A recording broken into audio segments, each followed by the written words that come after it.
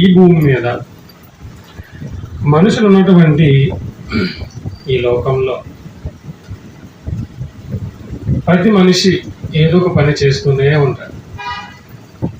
అయితే ఏ పని కూడా ప్రయోజనం లేకుండా ఎవరు చేయరండి, అవునా?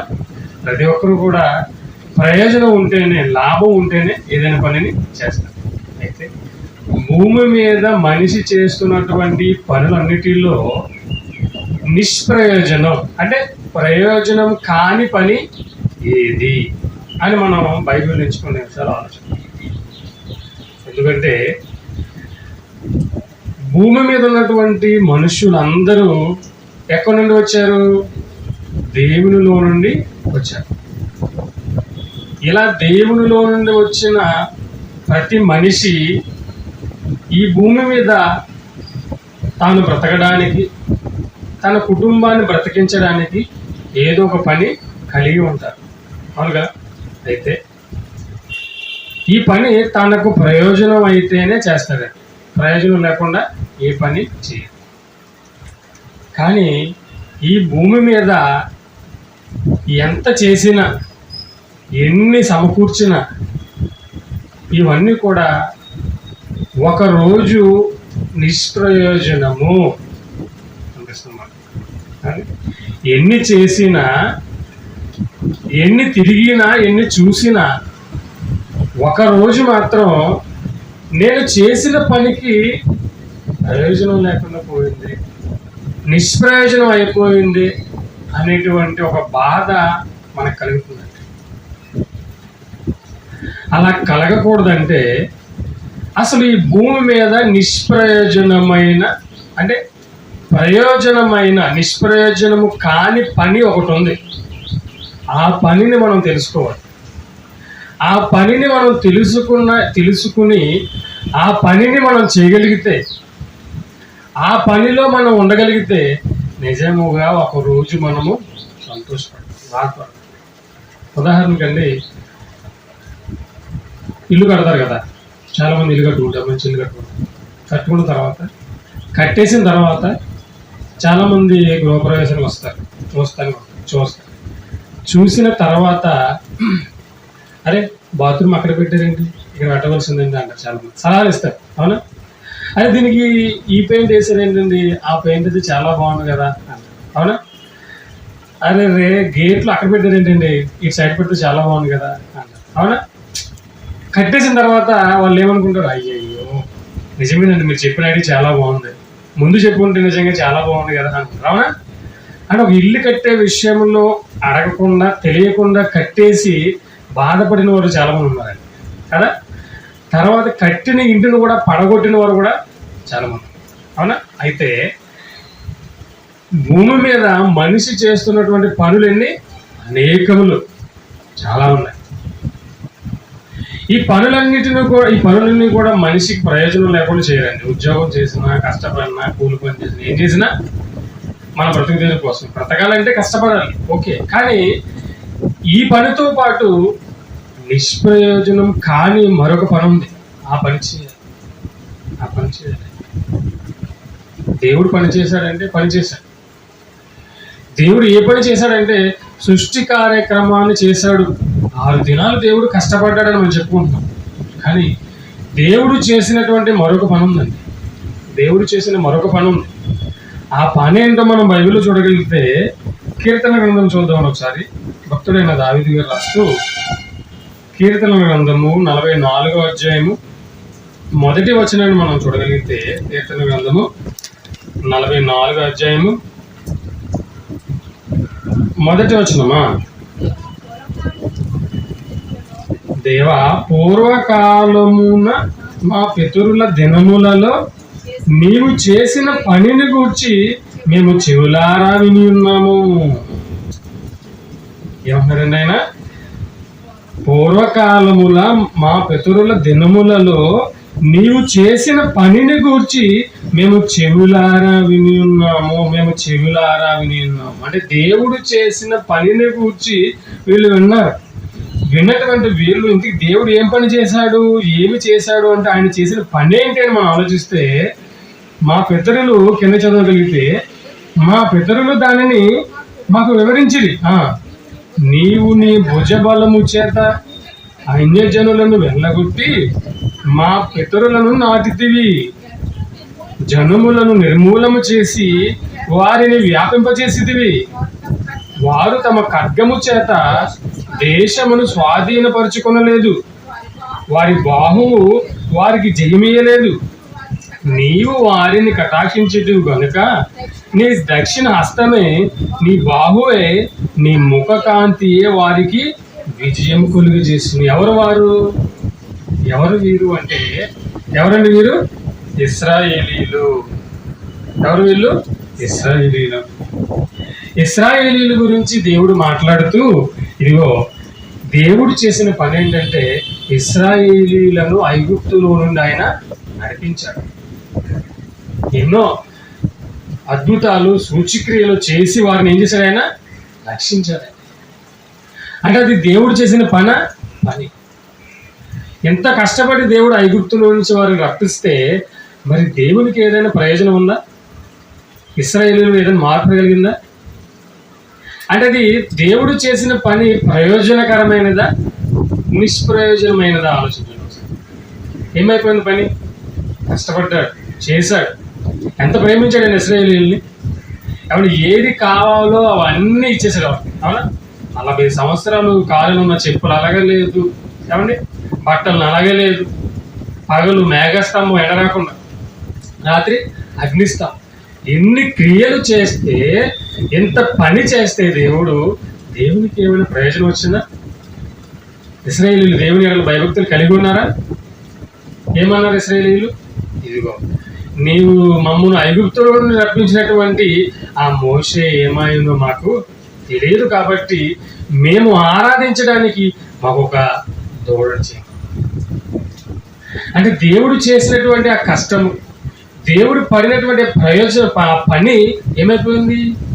నిష్ప్రయోజనం అయిపోయినట్లుగా మనకు కనిపిస్తుందండి. అవునా?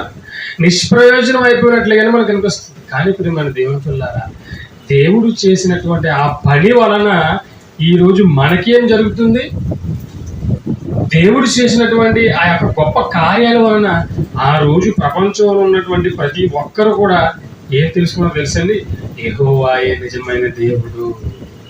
అవునా? యెహోవాయే నిజమైన దేవుడని అన్యులు సైతము ఇశ్రాయేలీయులకు భయపడేవారు. ఇశ్రాయేలీయులు దేవుడు అంటే మహాభయంకరుడే. ఆయన యుద్ధంలో తలపెడితే ఎదురు వెళ్ళేవారు ఎవరు లేరు అని చాలా మంది ఆ రోజుల్లో భయపడిపోయేవారు. చూసారా? అంటే దేవుడు చేసినటువంటి పని గురించి ఆలోచిస్తే చాలా కష్టపడలేదు. సృష్టి కార్యక్రమంలో మన కొరకు ఈ సృష్టిని అందించడానికి ఆయన ఎంతో కష్టపడ్డాడు అనుకున్నాం, మనం చదువుకున్నాం, నేర్చుకున్నాం. కానీ ఇశ్రాయేలీయుల విషయంలో కూడా దేవుడు చాలా కష్టపడ్డాడు, చాలా పని చేశాడు. ఎందుకు? మొత్తం ప్రపంచంలో ఉన్నటువంటి ప్రజలందరిలో నుండి దేవుడు ఎవరిని ఏర్పరచుకున్నాడు? ముందుగా ఇశ్రాయేలీయులను ముందుగా ఏర్పరచుకున్నాడు. తన పిల్లలుగా ఈ ప్రపంచానికి తెలియాలి అని ఇశ్రాయేలీయులను ముందుగా ఏర్పాటు చేసుకుని వారి కోసం దేవుడు ఏం చేశాడు? పని చేశాడు. పని చేసినటువంటి యొక్క పని ఇశ్రాయేలీయులు ఏం చేశారు? నిష్ప్రయోజనంగా మార్చేశారు. అర్థమవుతున్నారు? నిష్ప్రయోజనంగా మార్చేశారు. అయితే దేవుడు వారు చేసిన క్రియలను రాయించడం వలన అది ఎవరికి ప్రయోజనం? మనకి ప్రయోజనం. అర్థమవుతుందండి? దేవుడు వారు చేసిన క్రియలను, వారు చేసిన చేతలను, వారు చేసిన తిరుగుబాటులను ఎందుకు బైబిల్లో రాయించాడో మనం ఆలోచిస్తే చదువు ఒక మంచి పాట. ఏమండి? కొరింథీయులకు రాసిన మొదటి పత్రిక, కొరింథీయులకు రాసిన మొదటి పత్రిక 10వ అధ్యాయము 11వ వచనంలో మనం చూడగలిగితే, కొరింథీయులకు రాసిన మొదటి పత్రిక 10వ అధ్యాయము 11వ వచనం. ఈ సంగతులు దృష్టాంతములుగా వారికి సంభవించి యుగాంతమందున్న మనకు బుద్ధి కలుగుటకై వ్రాయబడును. ఏమండి? ఈ సంగతులు ఎందుకు రాశాడు అంటే, ఇశ్రాయేలీయులను కూర్చున్న చరిత్ర దేవుడు ఎందుకు రాయించాడు బైబిల్లో? చెప్పండి, ఎందుకు రాయించాడు? మనకి బుద్ధి రావాలని. అవునా? ఆ రోజు ఇశ్రాయేలీయులు ఏ విధంగా అయితే దేవుని మీద తిరుగుబాటు చేశారో చదువుకున్న మనం ఏం చేయాలి? ఆ విధంగా తిరుగుబాటు చేయకూడదు. మోషే రావడానికి ఆలస్యం అయితేనే వాళ్ళు వేరొక దూడను విగ్రహంగా చేసుకుని పూజించేశారు కదా. అలా వారు చేసినటువంటి ఆ యొక్క క్రియలను మనం చదివి మనం ఏం చేయాలి? ఇదిగో దేవుని యొక్క ఆలోచన, దేవుని యొక్క సంకల్పం ఒకవేళ మన ఎలా ఆలస్యం అయితే, ఏదైనా అనుకున్నది జరగకపోతే మనము నిరాశ చెందకూడదు, దేవుణ్ణి మార్చేయకూడదు. ఏమండి? అందుకు దేవుడు ఏం చేశాడు? ఇదిగో దృష్టాంతములుగా ఈ సంగతులు దృష్టాంతములుగా వారికి సంభవించి యుగాంతమందున్న మనకు బుద్ధి కలుగుటకై వ్రాయబడిను. సరేండి, దేవుడు చేసిన పని ఏది కూడా నిష్ప్రయోజనం కాదండి. దేవుడు చేసిన పని ఏది కూడా నిష్ప్రయోజనం కాదు. ఆ రోజు ఆయన చేసినటువంటి యొక్క పని, ఆ యొక్క కష్టం ఇశ్రాయేలీయులు నిష్ప్రయోజనం చేసినా, ఏమండి, ఈ రోజు వారు చేసినటువంటి ఆ క్రియలను చదువుకోవడం వలన మనకేం కలుగుతుంది? బుద్ధి కలుగుతుంది. అంతే కదండి. ఎవరైనా చిన్నపిల్లలు చూడండి, స్కూల్కి వెళ్ళలేదు అనుకోండి, చదువుకోవట్లేదు అనుకోండి, ఏం చేస్తారు తల్లిదండ్రులు? పక్కింటి వాళ్ళని చూపిస్తారు. అవునా? పక్కింటి అబ్బాయిను పక్కింటి ఆమెను చూపించి, కూడా ఆయన చూసి నేర్చుకోరా, ఎంత చక్కగా చదువుకుంటున్నాడు, ఎంత చక్కగా బడికి వెళ్తున్నాడు అని చెబుతూ ఉంటాడు. అలాగే దేవుడు మనకి ఎవరి ద్వారా బుద్ధి చెప్పాలనుకుంటున్నాడు? ఇశ్రాయేలీయుల ద్వారా మనకి బుద్ధి నేర్పించాలి. అందుకే ఇశ్రాయేలీయులను కూర్చున్నటువంటి ప్రతి మాటను దేవుడు మనకి బైబిల్లో రాసిచ్చాడు. కనుక దేవుడు చేసినటువంటి పని వాళ్ళు నిష్ప్రయోజనంగా చేసిన, ఈ రోజు వారు చేసిన క్రియలు రాయబడడం వలన దేవునికి ప్రయోజనం కలిగింది. మనం మారగలిగాం. అయ్యో, ఇశ్రాయేలీయులు ఇటువంటి తిరుగుబాటు చేశారా, ఇశ్రాయేలీయులు ఇట్లాంటి పనులు దేవుని మీద చేశారా అని మనం ఆలోచిస్తున్నాం కదా.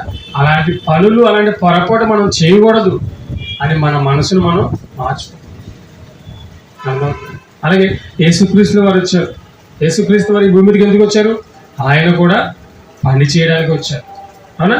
ఆయన కూడా పని చేయడానికి వచ్చారు. వచ్చిన ఆయన ఏమంటున్నారు ఒకసారి మనం చూడగలిగితే, యోహాను సువార్త 17వ అధ్యాయము, యోహాను సువార్త 17వ అధ్యాయము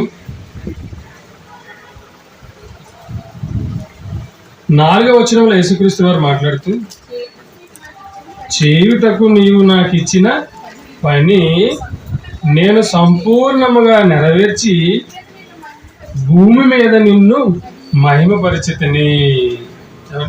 చేయుటకు నీవు నాకు ఇచ్చినటువంటి పనిని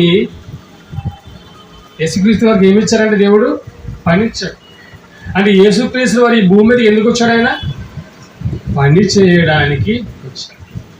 ఆశ్చర్యం ఉంది కదండి. నిజంగా ఈ మాట చదివితే యేసు దేవుడు కదా, ఆయన పని చేయడం ఏంటి అనుకుంటాం. కానీ యేసు ఈ భూమి మీదకి వచ్చిన ఎందుకు? పని చేయడానికి. చేశాడా పని? అయినా చేశాడు. చేసి ఏమన్నాడు ఆయన? ఇదిగో నీవు నాకు ఇచ్చినటువంటి పనిని నేను సంపూర్ణముగా నెరవేర్చి భూమి మీద నిన్ను మహిమపరిచితిని. భూమి మీద నేను ఏం చేశాను? మహిమపరిచి. అంటే యేసుక్రీస్తుల వారు చేసిన పని ఇదిగో ఈ భూమి మీద మన కోసం తన ప్రాణాన్ని పెట్టాడు. దేవుడు ఇచ్చిన పని ఏమి ఇచ్చాడు? దేవుడు, నాయన నువ్వు భూమి మీదకి వెళ్ళాలి, వెళ్ళి పాపాత్ములైనటువంటి నా పిల్లల కొరకు నీ రక్తాన్ని, పరిశుద్ధమైన నీ రక్తాన్ని నీవు చిందించాలి. ఆ రక్తము ద్వారా వాళ్ళు పరిశుద్ధులుగా మారాలి. సరే, ఇది దేవుడు యేసుక్రీస్తు చేసినటువంటి పని. ఆయన చేసిన పని నిష్ప్రయోజనమైనదా? ప్రయోజనమైనదా? కానీ ఎందరో తెలియని వారు ఈ పని ఏం చేస్తున్నారు? నిష్ప్రయోజనంగా చేసేస్తారు. అవునా? ఆనాడు ఇశ్రాయేలీయులు దేవుడు చేసిన పనిని ఏం చేశారు? నిష్ప్రయోజనం చేశారా? ఎంత కష్టపడి 40 సంవత్సరాలు నడిపించాడు అరణ్యంలో. గుర్తుపెట్టుకున్నారా వాళ్ళు? మర్చిపోయారు. ఈరోజు యేసు చేసినటువంటి పని త్యాగం, దాన్ని కూడా ఈరోజు మనుషులు ఏం చేస్తున్నారు? నిష్ప్రయోజనం చేసేస్తారు. యేసు కార్చిన రక్తం విలువ తెలియక ఈరోజు మనిషి ఏమైపోతున్నాడు? ఒక హంతకుడుగా, ఏమండి, ఒక దుర్మార్గుడిగా మారిపోతున్నాడా? దేవుడు చెప్పిన పని, నాయన నువ్వు ఈ భూమికి వెళ్ళి భూమి మీద ఉన్నటువంటి పిల్లలందరి కొరకు ఏం చేయాలి? నువ్వు నీ ప్రాణాన్ని పెట్టాలి, నీ రక్తాన్ని చిందించాలి, నీ శరీరాన్ని నీవు నలగొట్టాలి. కాబట్టి ఈ భూమి మీదకి వెళ్ళి వాళ్ళ కొరకు నీ పనిని నువ్వు చేయని దేవుడు ఇచ్చినటువంటి పనిని యేసుక్రీస్తు ఏం చేశాడు? సంపూర్ణంగా నెరవేర్చినటువంటి ఆయన పని ఏమైపోతుంది? ఈరోజు నిష్ప్రయోజనమైపోతుంది. ఎందుకు ఆయన ప్రాణం పెట్టాడు, ఎందుకు ఆయన బలి అయిపోయాడు సిలువలో అని ఆలోచించేవారే లేరు. కానీ ఈరోజు మన వలన కొందరి వలనైనా ఆయన చేసిన పని ఏమవుతుంది? ప్రయోజనం అవుతుంది. ఈరోజు నీకు నాకు ఎవరైతే యేసుక్రీస్తు నుండి బాప్తిసం తీసుకొని ఆయన రక్తాన్ని శరీరాన్ని తీసుకుంటారో వాళ్ళ ద్వారా యేసు చేసిన పని ఏమవుతుంది? ప్రయోజనం. అవునా? దేవుడు యేసుకిచ్చిన పని, యేసు చేసిన పని ఈరోజు ప్రయోజనకరమైనదిగా మారుతుందంటే ఈరోజు మీరు నేను క్రీస్తునందు విశ్వాసం ఉంచడం వలననే. అర్థమవుతుందండి? దేవుడు చేసిన పని గురించి ఆలోచించాం, అలాగే యేసుక్రీస్తు చేసిన పని గురించి ఆలోచించాం. ఇప్పుడు ఈ భూమి మీద మనము చేయవలసినటువంటి పని కూడా ఉందండి. అవునా? ఈ భూమి మీద మనము కూడా చేయవలసిన పని ఒకటి ఉంది. అది ఎలా చేయాలి, ఎలా చేయమని దేవుడు చెప్పాడు, ఎలా చేస్తే ఆ పనికి ప్రయోజనం నిష్ప్రయోజనం కాకుండా పోతుంది అన్న విషయాన్ని మనము చూద్దామండి. యేసుక్రీస్తు వారు మాట్లాడుతూ శిష్యులతో మత్తయి సువార్త 10వ అధ్యాయము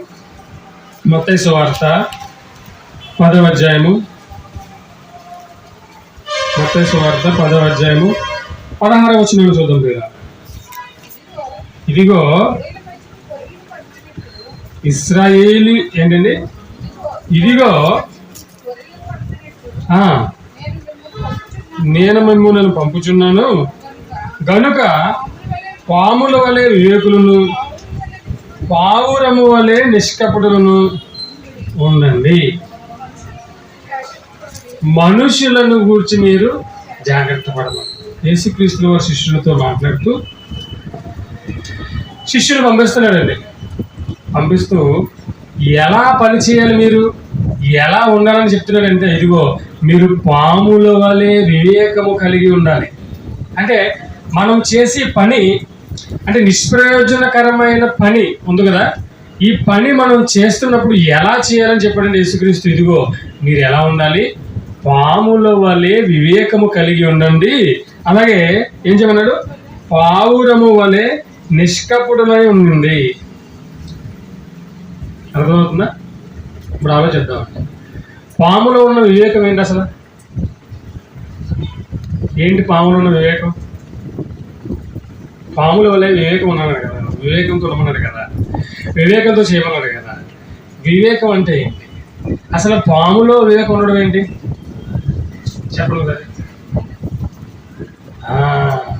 పాము అండి, ఎప్పుడైనా చూసారు లేదో, పాముని చంపడానికి మనం వెళ్ళాం అనుకోండి, చంపడానికి కాదు, అసలు మనిషిని చూడగానే ఏమైపోద్ది తెలుసు? పాము మనిషి కనపడగానే వెంటనే వెళ్ళిపోద్ది. నన్ను చంపేస్తారేమని చెప్పేసి ఏమైపోతుంది? అలర్ట్ అయిపోతుంది. అంటే వివేకం అనగానే తెలివి.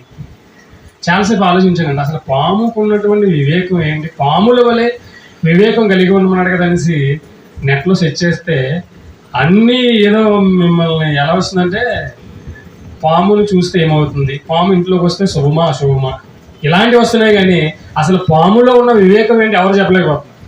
అవునా? అసలు పాములో ఉన్నటువంటి వివేకం ఏంటని నెట్లో చూస్తేనండి, పాము ఇంట్లోకి వస్తే శుభమా అశుభమా, పామును చూస్తే ఎన్నిసార్లు ఏం చేయాలి, పాము కనపడితే స్నానం చేయాలి వద్దా, ఇలాంటివి వస్తున్నాయి. కానీ అసలు పాములో ఉన్న వివేకం ఏంటి, అసలు పాము వివేకమైనదా అనే విషయం ఎవరికి తెలియదు. బైబిల్ దగ్గరికి వచ్చే వరకు, యేసు చెప్పే వరకు పాము వివేకము కలిగిన జంతువు అని ఎవరికి తెలియదు. యేసుక్రీస్తు అద్భుతమైన మాటలు మాట్లాడారు కదండి. ఆయన మాట్లాడే మాటలు ఎవరికి అర్థం కావు. పామును చూపిస్తుంది ఎలా ఉండాలి? ఇదిగో పాము వలె వివేకంగా ఉండండి. పాముని ఎవరైనా చంపడానికి వెళ్ళేసరికి నిజంగా అది ఎలా పారిపోతుందో తెలియదు, ఎలా వెళ్ళిపోతుందో తెలియదు. పాముకున్నటువంటి ఒక వివేకం. ఇంకా చాలా విషయాలు ఆలోచించాలి. మరలా ఎలా చెప్తున్నాడు ఆయన? ఇదిగో తోడేళ్ల మధ్యకు గొర్రెలను పంపినట్లు గొర్రెలను పంపినట్లు పంపిస్తున్నాడు. తోడేళ్ల మధ్య గొర్రెలు వెళ్తే తోడేళ్ళు ఊరుకుంటాయా? ఎప్పుడు దొరుకుతాయా తినేద్దామా అని చెప్పేసి తోడేలు చూస్తుంటే, తోడేళ్ల మధ్యకు నేను మిమ్మల్ని పంపిస్తున్నాను. గొర్రెల వలె వెళ్ళాలి మీరు. తోడేళ్ళు కదా, నేను కూడా తోడేళ్ళ ఉంటాను అనుకోకూడదు. చాలా అండి, ఈ యొక్క రెఫరెన్స్ చాలండి, సాయంత్రం వరకు మాట్లాడుకోవచ్చు మనం, అవునా? ఈ యొక్క రెఫరెన్స్ మీద సాయంత్రం వరకు ఆలోచిస్తే సరిపోతుంది. ఆయన మాట్లాడుతూ తోడేళ్ల మధ్యకి పంపిస్తున్నాను, కానీ మీరు తోడేళ్ళ ఉండకూడదు, అవునా? జనం మధ్యకి పంపిస్తున్నాను, జనం ఎలాంటి వాళ్ళు? తోడేళ్ళు లాంటి వాళ్ళు. మిమ్మల్ని మింగేస్తారు వాళ్ళు, మిమ్మల్ని చంపేస్తారు వాళ్ళు, కానీ మీరు తోడేళ్ళ ఉండకూడదు. మీరు ఎలా ఉండాలి? పాముల వలె ఉండండి. ఎలా పంపిస్తున్నాను మిమ్మల్ని? గొర్రెల వలె పంపిస్తున్నాను. గొర్రె స్వభావం కలిగి ఉండండి. మిమ్మల్ని మీరు తగ్గించుకుని ఉండండి. వాళ్ళు మూర్ఖులు కదా, నేను కూడా మూర్ఖుడిగా ఉంటాను. వాడు మూర్ఖంగా మాట్లాడుతున్నారు కదా, నేను కూడా మూర్ఖంగా మాట్లాడతాను అన్నట్లుగా మీరు ఎలా ఉండాలి? మీరు గొర్రెల వలె ఉండండి. గొర్రె ఎలాంటిది మనకు తెలుసు కదండి, దీన స్వభావం కలిగినది గొర్రె, సాధు జంతువు గొర్రె. అలా ఉండండి అంటున్నాడు. అలా ఉంటూ మరలా మీరు ఎలా ఉండాలి? పాముల వలె వివేకం కలిగి జాగ్రత్త పడాలి. మీరు జాగ్రత్తగా ఉండండి. జాగ్రత్తగా మీరు దేవుని పనిని చేయాలి, జాగ్రత్తగా పని చేయాలని చెబుతూ మరొక మాట ఏమన్నాడు? మరలా ఎలా ఉండాలంట? పావురము వలె నిష్కపటము. ప్రేమకు గుర్తుగా దేని వాడతారండి? ప్రేమ గుర్తుగా పావురాన్ని చూపిస్తారు. ఎందుకంటే పావురంలో ఏముండదు? కపటం ఉండదంటే, నిష్కపటం. దాని గురించి చదివినప్పుడు నచ్చిన ఒక మాట ఏంటంటే, పావురము ఒక పావురాన్నే తన భాగస్వామిగా ఎంచుకుంటున్నాడు. ఎప్పుడైతే తను ఎంచుకున్నటువంటి ఆ పావురము భాగస్వామి చనిపోయిందో, మరలకి వేరే దేనితో కూడా జతకట్టదంటే, అది కూడా అలా ఒంటరిగానే చనిపోయింది. యేసుక్రీస్తు వారు మాట్లాడుతూ మీరు ఎలా ఉండాలి? మీరు పాముల వలె తెలివి కలిగి ఉండండి. వివేకం అనగానే వివేకానికి మరో పర్యాయ పదమే తెలివి. మీరు తెలివి కలిగి ఉండండి. అలాగే మీలో ఉండవలసిన ఏంటో తెలుసా? నిష్కపటం. దేవుని పని చేయడానికి వెళ్తున్నారు వీళ్ళు, అవునా? శిష్యులు పంపిస్తున్నాడు జనాల మధ్యకి. పంపిస్తూ మీరు ఎలా ఉండాలి, ఎలా చేయాలి ఈ పని అంటే, మీరు తెలివితో నిష్కపటులై ఈ పనిని జరిగించండి. సరే, ఆలోచిస్తుంటే పని చేస్తున్నారు కానీ తెలివి ఉంటుందా? తెలివితేటలు లేవండి. చేస్తున్నారు కానీ కపటముతో పని చేస్తున్నారు, అవును కదా? ఈరోజు చాలా మంది అందరి చేతుల్లో ఉన్న బైబిల్, అందరూ నమ్ముతున్నది క్రీస్తునే, కానీ ఎక్కడో కానీ విన్నా నేను న్యూస్లో, చర్చ్ యొక్క ఆస్తుల కోసం, ట్రస్ట్ కోసం కొట్టుకున్నారు, తెలుసు కదండి? క్రైస్తవులే. విజయవాడలో ఎక్కడో విన్నా నేను న్యూస్. చర్చ్కున్న ఆస్తుల కోసం నువ్వు బైబిల్ పట్టుకుని బైబిల్ చదువుతూ నువ్వే కొట్టుకుంటే, ఇక లోకంలో బ్రతుకుతున్నటువంటి అన్యులు ఎలా కొట్టుకొని చెప్పండి? దేవుడు ఏం చెప్పాడు మనతో? ఆయన మీరు లోకానికి వేరైపోండి అన్నాడా? మీరు లోకానికి వేరైపోండి. లోకానికి మీకు చాలా వ్యత్యాసం ఉండాలి, వేరైపోవాలి. మీరు లోకంతో మీరు కలవద్దు, లోకంలో ఉన్న జనుల వల్ల మీరు ఉండొద్దు అని చెప్పాడు. కానీ ఈరోజు ఏం చేస్తున్నారు? అందరిలో కపటమే, ఏమండి? తోడేళ్ల మధ్యకి పంపిస్తున్నాను, మీరు గొర్రె లాంటి స్వభావం కలిగి ఉండమంటే వీళ్ళు ఏమైపోయారు? వీళ్ళు కూడా తోడేళ్ళే మారిపోతారు. అంటే అలాగా ఒకవేళ మనం దేవుని పనిని చేస్తే ఆ పని ఏమైపోద్ది? నిష్ప్రయోజనం అయిపోతుంది. ఆలోచిస్తానండి, శాస్త్రవేత్తలు ఎన్నెన్నో పరిశోధనలు చేసి ఏం చేశారంటే బయోస్కోర్ 2 అన్నారు. విన్నారు ఎప్పుడైనా? శాస్త్రవేత్తలు పరిశోధనలు చేసి కొంతకాలం క్రితం ఏం చేశారంటే, దేవుడు ఎలాగైతే సృష్టిని సృష్టించాడో అలాగే మేము కూడా ఒక సృష్టిని సృష్టిస్తాం అనేసి సవాల్ చేసి ఏం చేశారు? బయోస్కోర్ 2 అని చెప్పేసి ఒక ప్రయోగాన్ని ప్రారంభించేసి ఈ భూమి మీద ఉన్నటువంటి నదులు, సముద్రాలు, ఎడారులు ఎలా అయితే ఉన్నాయో అలా కొన్ని వందల ఎకరాలలో, వేల ఎకరాల్లో ఏం చేశారు? దాన్ని చేసేసి అందులో ఏముంటాయి? సముద్రాలు ఉంటాయి, సెలయేర్లు ఉంటాయి, నదులు ఉంటాయి, అడవులు ఉంటాయి, అన్నీ ఉంటాయి. అంటే ఈ సృష్టి ఎలాగైతే ఉందో అలా మొత్తం అంతా అందులో ఉంటుంది. కొన్ని వేల కోట్ల రూపాయలు, చాలా కోట్ల ధనాన్ని ఖర్చు పెట్టి చేశారు. చేసిన తర్వాత ఒక 10 మంది 8 మంది వెళ్ళారు లోపలికి. వెళ్ళిన వారం రోజులకి ఊపిరి ఆడక అందరూ కూడా బయటకు వచ్చేసారు. నిజం. వెళ్ళినటువంటి వాళ్ళు అంటే దేవుడికి సవాల్ చేశారు.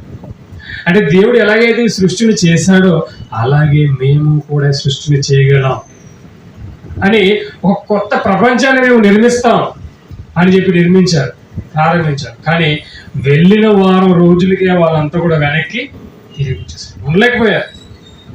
కొన్ని కోట్ల రూపాయలు ఖర్చు చేశారు.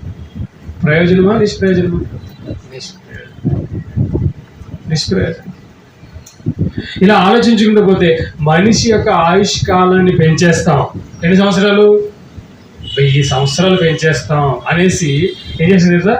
హ్యూమన్ జీనోమ్ ప్రాజెక్ట్ అనేది ఒక ప్రాజెక్ట్ ప్రారంభించారు. ఏంటది? హ్యూమన్ జీనోమ్ ప్రాజెక్ట్ అంట. ఏం చేస్తారంటే దీని ద్వారా మనిషి యొక్క ఆయుష్ కాలాన్ని 100 సంవత్సరాలు ఏం చేస్తాం? 1000 సంవత్సరాలకు పెంచేస్తాం అని చెప్పేసి సవాల్ చేశారు దేవుడు. ఇక దేవుడితో మాకు పని లేదు, దేవుడు మాకు అవసరం లేదు అని చెప్పేసి ప్రయోగం ప్రారంభించారు. కొన్ని కోట్ల రూపాయలు ఖర్చు పెట్టేశారు. ఏమైపోయింది? నిష్ప్రయోజనం. అంటే భూమి మీద మనిషి చేస్తున్న పనులు చూడండి, నిష్ప్రయోజనమే. కాబట్టి మనం చూస్తానండి, మీకు చెప్తున్న ఒక ఆయన ఎవరంటే, ఆయన పేరు రేమండ్ షాప్కి చెందినటువంటి వ్యక్తి. ఏమండి ఆయన పేరు? రేమండ్ కాదు, సారీ, సహారా సంస్థ. ఉన్నారు ఎప్పుడైనా? సహారా సంస్థ అని పెద్ద సంస్థ అది. ఆ సంస్థ యజమాని సుబ్రత్ రాయ్. ఎవరైనా? సుబ్రత్ రాయ్. అంత్యక్రియలకు అతని 2 కుమారులు రాలేదు. ఏమిటంటే ఇతనికి ఉన్నటువంటి ఆస్తి ఎంతో తెలుసండి? ఇతనికి ఉన్నటువంటి ఆస్తి 2,59,900 కోట్ల రూపాయలు అంటే. ఎంత ఆస్తి? 2,59,900 కోట్ల రూపాయలు. ఎన్ని వేల కోట్లండి! 5,000 సంస్థలు, అలాగే 30,750 ఎకరాల భూమి. ఎన్ని ఎకరాలు? 30,750 ఎకరాలు అంటే అండి.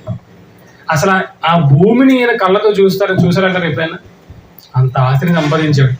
ఎకరాల భూమిని సంపాదించిన సహారా సంస్థ యజమాని సుబ్రతో రాయ్ అంత్యక్రియలకు అతని 2 కుమారులు రాలేదు. చనిపోయిన తర్వాత అతను అంత్యక్రియ, అంటే ఎవరి కోసమైతే ఈ సంపాదన సంపాదించాడో ఆ కొడుకులిద్దరు కూడా ఆయన అంత్యక్రియలు చేయడానికి కూడా రాలేదు. ఎంత కష్టపడి ఉంటాడో చెప్పండి. ఊరికనే రాదు కదండి ఏది. నిజంగా ఈరోజు ఏది ఊరికనే రాదండి. ఒక బిల్ గేట్స్ అయినా, అనిల్ అంబానీ అయినా, ఎవరైనా వాళ్ళు చాలా ఆలోచించి తెలివిగా ధనాన్ని సంపాదిస్తారు, చాలా ఆలోచన పెడతారు వాళ్ళు. అలాగే ఈయన ఎంత కష్టపడి సంపాదించినా కానీ వారి కుమారులు రాలేదు. ఈ వ్యక్తి తన పిల్లల పెళ్లిళ్ళకి ఏకంగా 500 కోట్ల రూపాయలు ఖర్చు చేశాడు. తన పిల్లల కోసం ఎంత ఖర్చు పెట్టాడు ఏంటండి? 500 కోట్ల రూపాయలు ఖర్చు చేశాడు. చివరికి ఏమైపోయింది? ఆయన చేసిన పని ఏమైపోయింది? నిష్ప్రయోజనం అయిపోయింది. ఎవరైతే నా పిల్లలు నా పిల్లలు నా పిల్లలు అని అనుకునే వారి కోసం కష్టపడ్డాడో చివరికి వాళ్ళు కూడా రాలేదు అంత్యక్రియలు చేయడానికి. విదేశాల్లో సెటిల్ అయిపోయారు. చూసారు? అంటే ఈ భూమి మీద మనిషి చేస్తున్నటువంటి ప్రతి పని కూడా ఏంటది? నిష్ప్రయోజనం. మనిషి చేయవలసిన పని ఏంటో తెలుసండి? దేవుని పని. అవునా? దేవుని పని అండి. ఈ పని మాత్రమే మనకు ప్రయోజనకరమైనది. మన పని చేసుకుంటూ దేవుని పని మాత్రం ఖచ్చితంగా చేయాలి. ఆ పని ఎలా చేయాలని చెప్పాడు యేసుక్రీస్తు? తెలివితో చేయండి, నిష్కపటులై చేయండి, నిష్కపటమైనటువంటి మనసుతో మీరు ఆ పనిని చేయాలి. అలా ఆ పనిని చేయగలిగితేనే మనము చేసిన దేవుని పనికి ప్రయోజనం ఉంటుంది. ప్రేమ దేవుని పిల్లలు, నిన్న స్క్రీన్ కొనడానికి వెళ్ళాం. ఏమండి? స్క్రీన్ కొనడానికి వెళ్ళిన తర్వాత చాలాసేపు తిరిగాం. మొత్తం రాజమండ్రి అంతా తిరిగామండి. ఎక్కడ కూడా మేము అడిగినట్లుగా లేదు. మొత్తం అంతా ఒక 2-3 గంటలు తిరిగాం.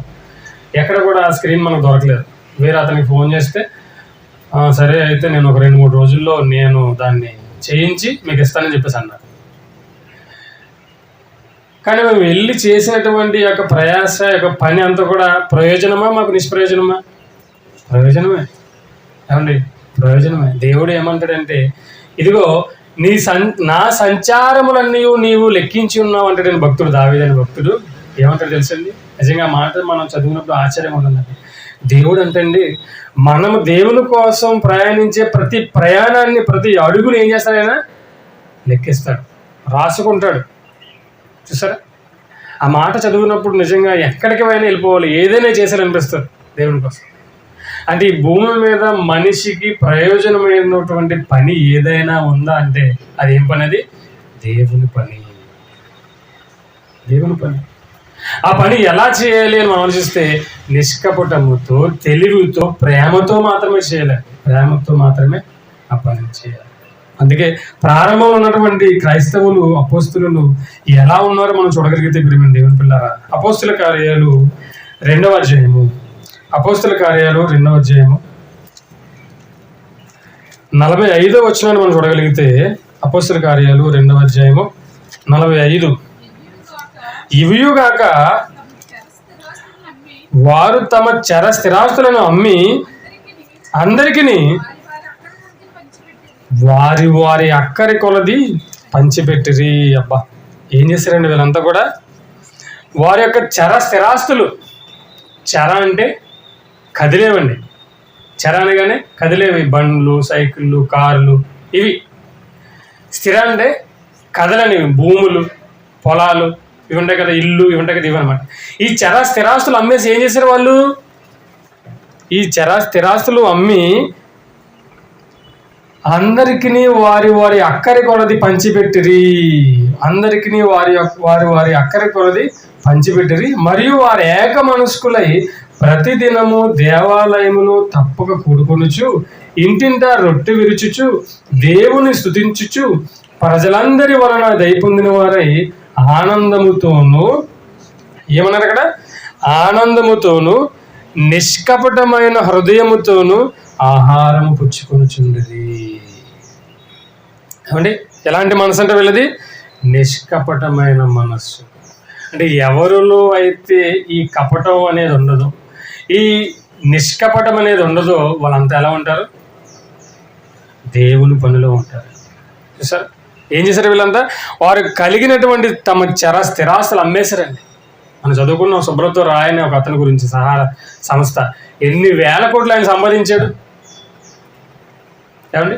ఎన్ని వేల ఎకరాలు ఆయన సంపాదించాడు. ఆయనకి ఇది ప్రయోజనమా? ఎంత కష్టపడి అంత చేసి అన్ని వేల కోట్లు, ఏమండి? డబ్బు సంపాదించడం ఎంత కష్టమో, ఏమండి? డబ్బు సంపాదించడం ఎంత కష్టమో దాన్ని దాచుకోవడం చాలా కష్టం. అవునా? సంపాదించడం చాలా కష్టమే, మరలా దానిని దాయాలంటే చాలా కష్టం. ప్రేమ దేవునుకున్నారు. ఇన్కమ్ ట్యాక్స్ అని, ఆ ట్యాక్స్ అని, వాళ్ళని వీళ్ళని. అందుకే ధనవంతులను చూసారు ఎప్పుడైనా? ధనవంతులకు రాత్రులు నిద్రపడదండి. ఎందుకు? సంపాదించిన ధనం దొంగలు వస్తారేమో, ఉగ్రవాదులు వస్తారేమో అని చెప్పేసి వారికి రాత్రులు నిద్రపడదు. దేవుడు చెప్తాడు బైబిల్లో, ఐశ్వర్యవంతులకు సుఖమైన నిద్ర ఉండదు. కూలి వాడు ఏం చేస్తాడంట? సుఖమైన నిద్రపోతే. ఎందుకు? వాడికంటే ఏది సంపాదించుకోలేదు. వాడి దగ్గర నుంచి ఎత్తుకెళ్ళిపోవడానికి పట్టుకుపోవడానికి ఏమీ లేదు. కాబట్టి ఉదయం అంతా పనిచేస్తాడు, రాత్రి వచ్చి హ్యాపీగా పడు. కానీ ధనవంతులు ఉన్నారు సరే, ఈ ధనవంతులు సంపాదించిన ధనాన్ని ఏం చేస్తాను? అయ్యో, ఆ బ్యాంకులో ఇన్ని కోట్లు ఉన్నాయి, ఆ బ్యాంక్ ఉంటాడా ఎత్తేస్తాడా టెన్షన్. ఏమండి? వాడికి ఇన్ని కోట్లు అప్పించాను, మరలా ఇస్తాడా ఇవ్వడా, ఇదొక టెన్షన్. చూసారా? ధనవంతులుగా వీళ్ళు ఏం చేస్తారంటే బెనామీల పేరున వేస్తారు చాలా ఆస్తులను. వేసిన తర్వాత ఆ బెనామీ ఉంటాడో ఉండడో, మరలా నమ్మకంగా ఉంటాడో ఉండడో, ఇచ్చిన ఆస్తి మరలా తిరిగిస్తాడో ఎవడో, నిజముగా. అందుకే వాళ్ళకి ఎక్కువ బీపీ, షుగర్లు, హై టెన్షన్ వాళ్ళకే. అన్నీ ఉంటాయి కానీ ఏది తినలేము. మొన్న ఒక వీడియో చూసానండి, ఎలా ఉందంటే చాలా పెద్ద హోటల్, అందరూ కూడా పెద్ద పెద్ద ఉన్నవాళ్ళు, అధికారులు అందరూ కూడా వచ్చి కూర్చున్నారు.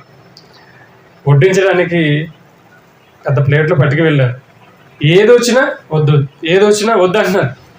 ఏది వడ్డిద్దామని వద్దాను అంటే అన్నీ ఉన్నాయి కానీ బీపీలు, షుగర్లు అన్నీ. తినడానికి ఏం లేదు, అవకాశం ఉంది.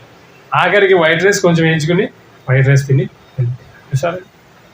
కాబట్టి ప్రియమైన దేవుని పిల్ల, ఈ భూమి మీద నిష్ప్రయోజనం కాని పని ఏదైనా ఉందంటే ఏంటా పని?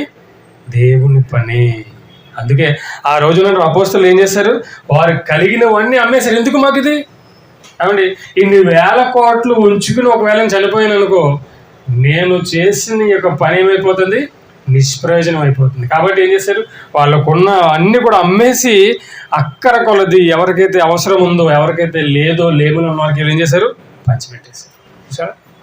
అలాంటి మనసు కలిగి అలాంటి పని మనం చేయగలిగితే మనము చేసిన దేవుని పనికి ప్రయోజనం ఉంటుంది. అలాగే మాట్లాడుతూ పౌలు గారు మరొక మాట అంటున్నారు, ముగించుకుందాం. ఫిలిప్పీయులకు రాసిన పత్రిక, అపోస్తలుడైన పౌలు ఫిలిప్పీయులకు రాస్తూ 2వ అధ్యాయము, ఫిలిప్పీ పత్రిక 2వ అధ్యాయము 16వ వచనాన్ని మనం చూడగలిగితే, ఫిలిప్పీ పత్రిక 2వ అధ్యాయము 16వ వచనమా, అట్టి జన్మ మధ్యను జీవవాక్యమును చేతపట్టుకుని లోకమందు జ్యోతుల వలె కనబడుచున్నారు. అందువలన నేను వ్యర్థముగా పరిగెత్తలేదనియు, నేను పడిన కష్టము నిష్ప్రయోజనము కాలేదనియు, క్రీస్తు దినమును నాకు అతిశయ కారణము కలుగును. చూసారండి, పౌలు గారు పడిన కష్టం ఏం కాలేదంట? నిష్ప్రయోజనం కాలేదు. ఎందుకు? ఆయన చేసిన పని ప్రేమతో చేశాడు, త్యాగంతో చేశాడు ఆయన. అందుకే ఆయన పని ఏమవలేదు, నిష్ప్రయోజనము కాలేదు. కాబట్టి ప్రియమైన దేవుని పిల్లారా, ఈరోజు మనం చేస్తున్నటువంటి ఈ యొక్క పనిని ఎలా చేయాలన్నాడు?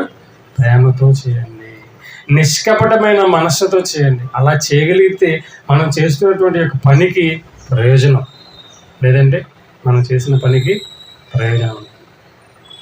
అవునా? నిజంగా మరి మనము స్పీకర్ కొనాలనుకున్నాం, కానీ కొంటామో కొనలేమో చూద్దామని అనుకున్నాం. కానీ ఆ మంచి మనస్సు మరి ఉండబట్టి మనలో ఏమైంది? అనుకున్నాం, కానీ అనుకోకుండానే దేవుడు వాటిని ఏర్పాటు చేశాడు. ఎలాగా? మనలో ఉన్నటువంటి దేవుని మీద ప్రేమ. అవునా? అలాగే పౌలు గారు పడినటువంటి కష్టం ఏమైపోయింది? నిష్ప్రయోజనం కాలేదు. ఎందుకు?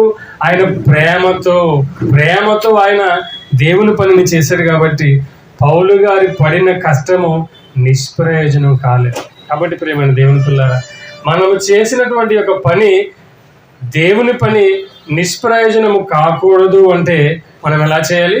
ప్రేమతో చేయాలి, ప్రేమగా చేయాలి. అలా చేసినప్పుడే మనము చేసినటువంటి యొక్క పని దేవుని యొక్క ప్రయోజనకరమైనదిగా ఉంటుంది. అలాగే నిష్ప్రయోజనమైన పనులు కూడా ఉన్నాయి, నిష్ప్రయోజనమైనటువంటి పనులు కూడా ఉన్నాయి. ఆ పనుల గురించి మనం ఆలోచిస్తే, చివరిగా ఆ పనుల గురించి మనం ఆలోచించగలిగితే, తీతుకు రాసిన పత్రిక, అపోస్తలుడైన పౌలు తీతుకు రాసిన పత్రిక 3వ అధ్యాయము, తీతుకు రాసిన పత్రిక 3వ అధ్యాయము 9వ వచనాన్ని మనం చూడగలిగితే, తీతుకు రాసిన పత్రిక 3వ అధ్యాయము 9వ వచనాన్ని చూడగలిగితే, అవివేక తర్కములను, వంశావళులను, కలహములను, ధర్మశాస్త్రమును గూర్చిన వివాదములను, నిష్ప్రయోజనమును, వ్యర్థమునై ఉన్నవి. ఏమన్నాడు ఇది? అవివేక తర్కములను, వంశావళులను, కలహములను, ధర్మశాస్త్రమును గూర్చిన వివాదములను, నిష్ప్రయోజనమును, వ్యర్థమునై ఉన్నవు గనుక వాటికి దూరముగా ఉండుము. చాలామంది మనం చూస్తుంటాం, బైబిల్లో ఉన్నటువంటి విషయాలను గురించి వాదనలు చేస్తుంటారు. ఏమండి? బైబిల్లో ఉన్నటువంటి విషయాలను గురించి వాదిస్తూ ఉంటారు ఎక్కువగా. ఇక ఇదే పనిలో, ఇక నెట్లో మనం చూస్తే ఇదే పనులు ఉంటారు. వాళ్ళు ఎలా అన్నారని, వాళ్ళు అలా అన్నారని, అందులో ఎలా ఉందని, ఇందులో అలా ఉందని. ఇక వాళ్ళ పని ఏంటంటే దేవునిని గూర్చి ప్రకటించవలసిన అవసరం వాళ్ళకి లేదండి. వాళ్ళ పని ఏంటి? దేవునిని గూర్చినటువంటి చెప్పవలసిన ఆలోచన వాళ్ళకి లేదు. ఇక ఎంతసేపు చూసినా ఈ వివాదాల మధ్యనే వాళ్ళు తేలియాడుతుంటారు. ఈ వివాదాలు, ఈ గొడవల మధ్యనే ఉంటారు. వాళ్ళ గురించి పౌలు గారు మాట్లాడుతూ తీతుతో ఏమన్నాడు? ఇదిగో ఇలాంటి విషయమై మీరు చేస్తున్నటువంటి పని ఏమైపోద్ది? నిష్ప్రయోజనమును వ్యర్థమునై ఉన్నది. కాబట్టి ప్రియమైన దేవుని పిల్లారా, ఈ భూమి మీద ప్రయోజనకరమైన పని ఏదైనా ఉందంటే అది ఏం పని? దేవుని పని. ఆ పని ఎలా చేయాలని యేసు ప్రభు చెప్పాడు? ప్రేమతో, తెలివితో చేయండి. మీరు తెలివితో, అందుకే పాముల వలె మీరు వివేకము కలిగి పావురం వలె మీరు నిష్కపటులై ఉండండి.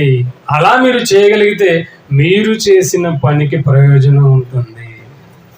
అలా కాకుండా మనకు నచ్చినట్లుగా ఒకవేళ దేవుని పనిని మన ప్రయోజనం కోసం, స్వప్రయోజనం కోసం. ఏమంటే ఒకసారి నేను విన్నాను, మొన్న మా ఫ్రెండ్ ఒక అతను హైదరాబాద్కి వెళ్ళాడండి. వెళ్ళిన తర్వాత అక్కడ ఉన్నటువంటి ఒక పెద్ద టెంపుల్కి వెళ్ళాడు. చాలా పెద్ద టెంపుల్, మన పెద్ద చర్చ్ అది మనకు తెలిసింది. వెళ్ళిన తర్వాత అక్కడ ఏదో చెబుతారో మనం ఏదో విందాం అనుకుని వెళ్ళాడు. వెళ్తే ఇందుకు అక్కడికి వెళ్ళిన తర్వాత చెబుతున్నటువంటి వాక్యము 20 నిమిషాలు. అందులో చెప్పిన రిఫరెన్స్లు 2. జనం చూస్తే 1000 మంది ఉన్నారు, వాక్యం చూస్తే 2 రిఫరెన్స్. ఎంతో ప్రయాసపడి వెళ్ళాను, ఏదో ఉంటుందని వెళ్ళాను, కానీ అక్కడ ఏం లేదు, వాక్యం. అంటే ఈరోజు మనిషి దేవుని పని చేస్తున్నాడు అంటే దేని కొరకు చేస్తున్నాడు? స్వప్రయోజనం కోసం కూడా చేస్తాడు. అంటే సొంత లాభాల కోసం కూడా చేసేవాళ్ళు ఉన్నారు. అలా కాకుండా మనము చేస్తున్నటువంటి యొక్క పని మనకు ప్రయోజనకరంగా మారాలి అంటే మనం ఎలా చేయాలి? దాన్ని ప్రేమతో చేయండి, ప్రేమతోనే చేయాలి. పౌలు గారు అంటారు ఒకసారి ఒక సందర్భంలో ఏమని, మెష చేత కానీ కక్ష చేత కానీ ఎలాగైతేనే క్రీస్తు ప్రకటించబడుతున్నాడు కదా అంటారు. కానీ అది ఎప్పుడది? ప్రారంభంలో. కానీ వెళ్ళేకూడదు. ఏమన్నాడు? మీరు నిష్కపటులై ఉండండి, మీరు ఏమి చేసినను ప్రేమ చేతే చేయండి. అవునా? ప్రేమ చేతనే, ప్రేమతోనే చేయమని అని చెప్తారు. కాబట్టి ప్రేమ దేవుని పిల్లలు, ఈ భూమి మీద నిష్ప్రయోజనం కాని పని ఏదైనా ఉందంటే అది ఏం పని? అది దేవుని పని. ఆ పనిని మనం ఎలా చేయాలి? ప్రేమతో చేయాలి, నిష్కపటమైన మనసుతో చేయాలి. అలా చేయగలిగితే మనం చేస్తున్న పనికి ప్రయోజనకరం.